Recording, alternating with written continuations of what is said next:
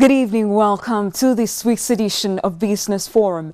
Uganda has again been ranked dismally compared to other East African countries in the business environment, having a hostile investor attracting potential in the region. Uganda has further dropped in ranking from position 155 to position 166 out of 189 economies worldwide, according to the World Bank Index. Despite efforts Ugandan investment officials have put in place to improve its performance, the country's global ranking in investment climate is sliding further by negative digits. The country is now ranked to position 166 from position 155 scored last year out of the 189 economies worldwide. This has taken back the Uganda Investment Authority officials to drawing board. Dr. Frank Sebowa is the Executive Director of Uganda Investment Authority. What went wrong? One, the World Bank has also changed its mechanism of judging. They take the best in the world and then they mark you on how far you are from that. The other thing that we do wrong are the number of days and the number of procedures. Unless we address those procedures and reduce them, we are going to do badly. The ranking puts Burundi at position 11 worldwide, making it the most preferred choice for investors in East African region, followed by Rwanda at position 112, Tanzania at position 124, Kenya at position 143, and Uganda at position 166. To trade analysts at the Southern and Eastern African Trade, Information and Negotiation Institute SEAT in Uganda, Munu Martin, the negative score by Uganda is largely due to low energy availability, especially electricity connections, and stringent tax regimes. The energy sector, in spite of a lot of interventions that the government has put in place, when you see the construction of dams, they are not translating into the reduction in energy cost. And energy is one critical factor in terms of production. Getting connected to electricity is far the worst reason for Uganda's poor performance, as per World Bank report, followed by the duration required for a business to be in operation. The investment body now is putting to task its officials to account for the poor score. The one-stop center will give a solution to this. The one-stop center as it is today is voluntary. However, Cabinet has decided, and there is a paper before them that we developed, that they are going to make it covered by law.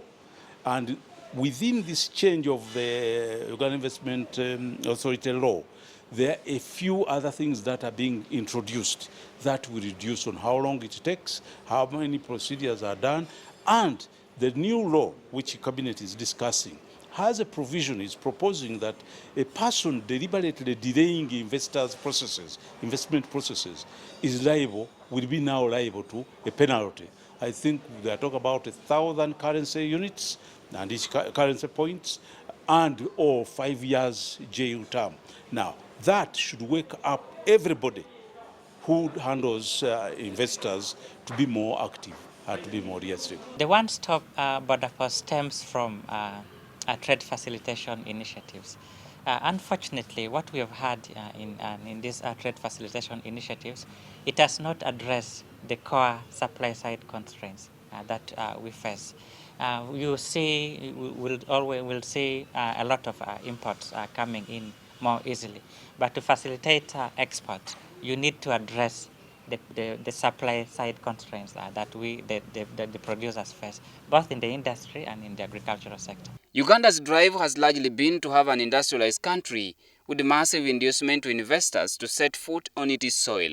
The inducement go as far as exempting investors from paying taxes for over 10 years and getting free land. But as it appears, the investment body need another plan to win investors' confidence.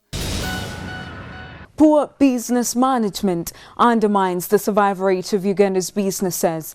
According to business expert Kagame Vincent Sebikari, focus is often placed on financing a business while management structures to sustain and monitor the progress and growth of that business are neglected. The expert recommends that for your business to remain afloat, there should be effective planning for the management of that business as a first step before opening the doors to customers, as capital is not always key to the survival of a business. The survival rate of Uganda's businesses is estimated at 46% by the Uganda Bureau of Statistics.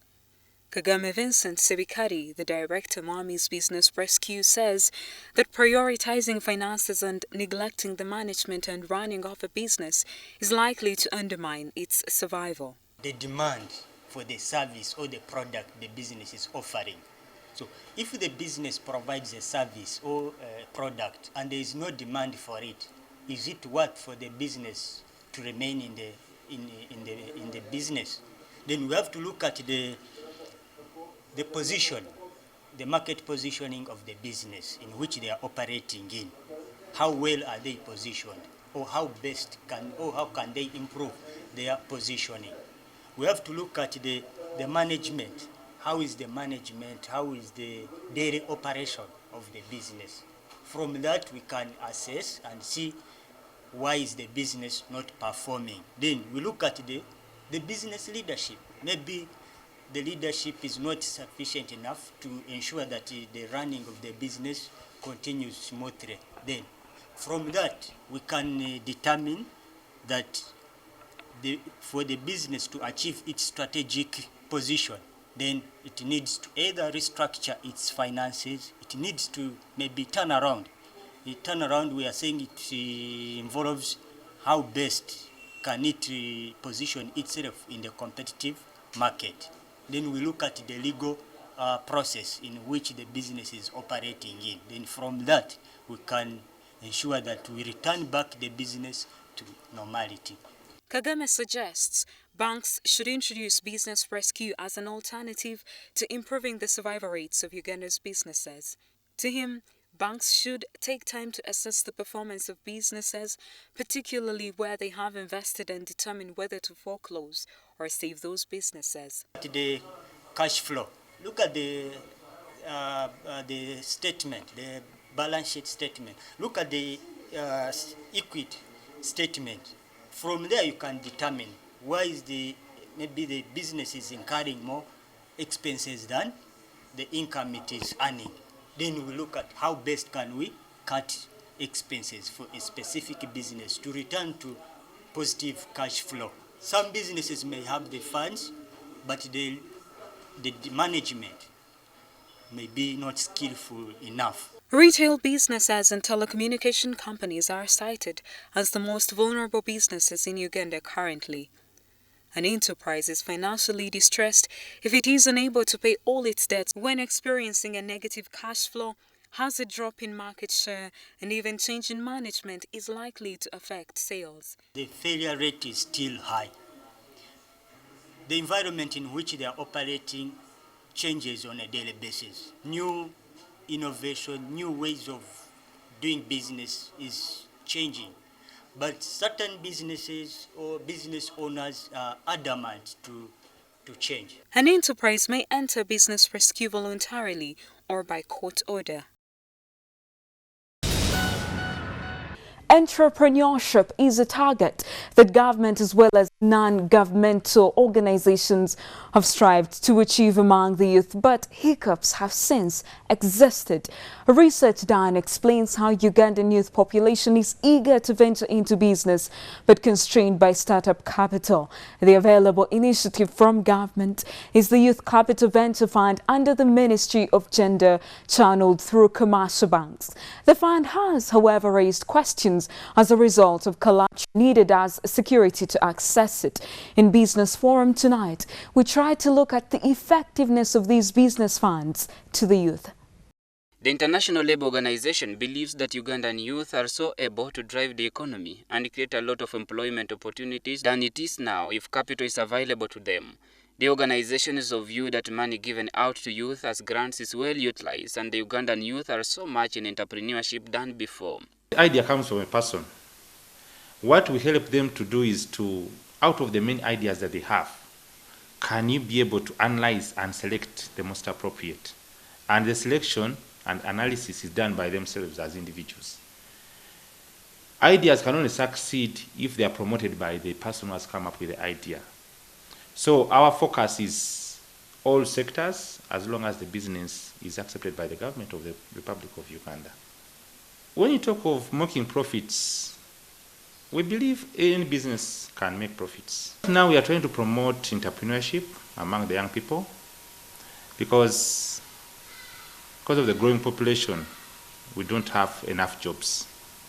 So the only other solution that we could talk about is entrepreneurship. So we are encouraging these young people to make it as a career, but also to be able to earn a living out of it. So we promote entrepreneurship so that they can start their own businesses, grow their own businesses, employ themselves, but also be able to employ other young people. These young people have different ideas, so we assist them to turn those business ideas into business opportunities. The organization, with donor funding, receives business proposals from the youth, vet them, and engage the writers to give detailed explanation before giving out money for free as grants. Because we have other packages of promoting entrepreneurship culture, promoting entrepreneurship education. But when you focus on the trainings per se, out of the 21,000 that have been trained, 10,000 jobs have been created. That's the average of 50%. Under the Youth Entrepreneurship Facility, we had a number of interventions. And one of them was access to affordable finance. But again, we had a component where we work with young people who are in groups to give them a voice, because they have ideas usually. And these ideas are not implemented because they lack finance. So we worked with them in groups by giving them grants. And then these ones who were having ideas and they have gotten the skills, where we had partnership with banks. So you link them to banks like Centenary Bank, where they can access credit. But I can say, of course, usually resources are not enough. Like for the grant scheme, the first call we had in 2010, we received over 400 applicants, but we were awarded only 8. The next call we had over 460. We were awarded about 13 or 14. So I say we have tried, but of course usually the resources are not enough, so we make it competitive. Uganda Manufacturers Association Social Hall, Umma Grounds, serves as an ideal location for the training of business skills and attachment of supervisors for groundwork. Most of the business proposals approved here are in the agriculture sector. Probably we now need to also emphasize agriculture-related businesses, because whether someone has money or not, they must feed, they must eat. And in promoting agriculture, you are able to help everyone, you are able to assist everyone, everyone can become your customer. But not agriculture per se, where people just go and dig and sell. We need to talk of adding value to agricultural business. If someone is growing maize, can they go ahead and process it into maize flour? Can they go ahead and make porridge out of it? So we are promoting agriculture, yes, even other sectors, but we need to add value to make it more economical, but also to make sure that these people earn more than they should earn. In terms of creating businesses, we've been able to create businesses, individual businesses as well as group businesses. Young people have been able to start businesses, young people have been able to improve their businesses, and we've done some assessments where it has been proved beyond doubt that out of the 100 people that attend the classroom business training, at least 56% have started businesses.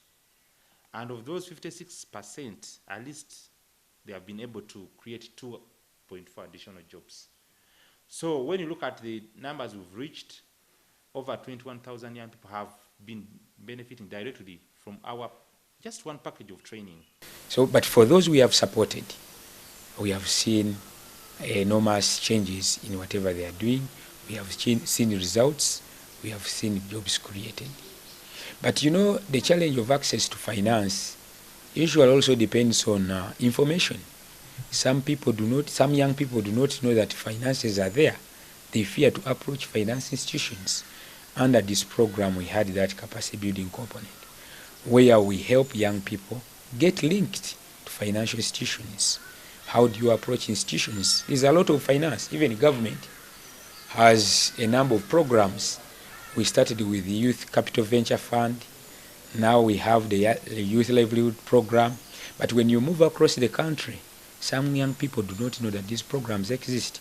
But as we were implementing this program, the Youth Entrepreneurship Facility, we had a number of awareness campaigns where we also helped young people to get to know the existing government programs where they can get money and implement their projects and do businesses. Government is also encouraging entrepreneurship by offering loans to youth through commercial banks through the Youth Capital Venture Fund.